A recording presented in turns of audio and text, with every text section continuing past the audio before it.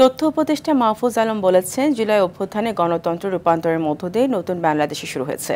সবাই ঐক্যবদ্ধ থাকলে পরিবর্তন সম্ভব বলেও মনে করেন তিনি। বিকেলে তথ্য ভবনের ডিএফপি মিলনায়তনে বাংলাদেশ সাংবাদিক কল্যাণ ট্রাস্ট আয়োজিত অনুষ্ঠানে এসব কথা বলেন তিনি জানান, সাংবাদিকদের কল্যাণে নবম ওয়েজ বোর্ড কার্যকর ও সাংবাদিক সুরক্ষা আইন প্রণয়ন সহ বেশ কিছু পদক্ষেপ বাস্তবায়নে কাজ করছে সরকার। পাশাপাশি গণমাধ্যমকেও দায়িত্বশীল ভূমিকা পালনের তাগিদ দেন তিনি। এ সময় প্রধান উপদেষ্টার প্রেস সচিব শফিকুল আলম বলেন, জুলাই অভ্যুত্থানে মাঠের সাংবাদিকরা জীবনের ঝুঁকি নিয়ে কাজ করে বড় ভূমিকা রেখেছে। অনুষ্ঠানে জুলাই গণ অভ্যুত্থানে শহীদ সাংবাদিক পরিবার এবং আহত ও সাহসী সাংবাদিকদের সম্মাননা দেওয়া হয়।